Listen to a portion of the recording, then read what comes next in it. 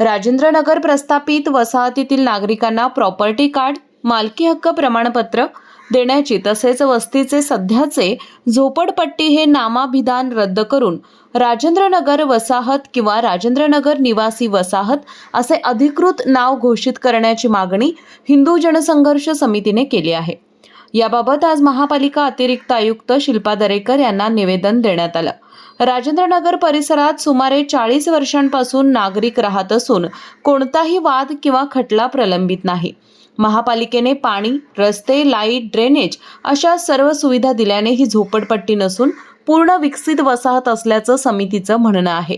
त्यामुळे लवकरात लवकर येथील रहिवाशांना प्रॉपर्टी कार्ड द्यावी अशी मागणी यावेळी करण्यात आली। अन्यथा या विरोधात जनहित याचिका दाखल करू असा इशारा समितीचे अभिजित पाटील यांनी दिला। विषय असा होता की कोल्हापूर शहरामध्ये बऱ्याच प्रमाणात झोपडपट्टी ज्या ठिकाणी आहेत, तर वास्तविक बघायला गेलं तर त्या झोपडपट्टी न म्हणता त्या आता सुधारित वसाहती झालेल्या आहेत।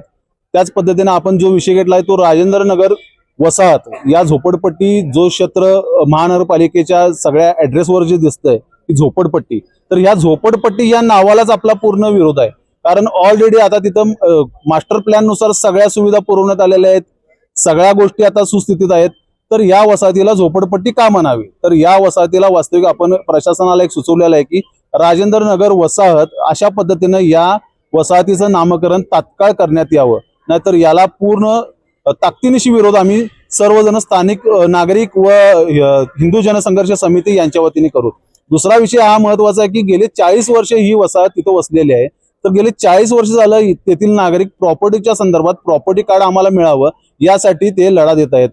प्रत्येक नेता येतोय आणि प्रत्येक इलेक्शनला सांगतो की आम्ही प्रॉपर्टी कार्ड देऊ कारण पण इलेक्शन होऊन गेल्यानंतर त्यांच्याकडे कोणीही बघत नाही।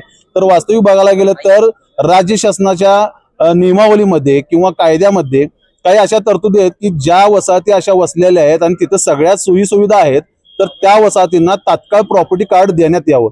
मग आता हे 40 वर्ष हे प्रॉपर्टी कार्ड कशासाठी थांबवलं आहे? काय याच्यात कोणाचा स्वार्थ आहे यासाठी थांबवलेला आहे? काय मताच्या लालसेपोटी या सगळ्या थांबवल्या जातात?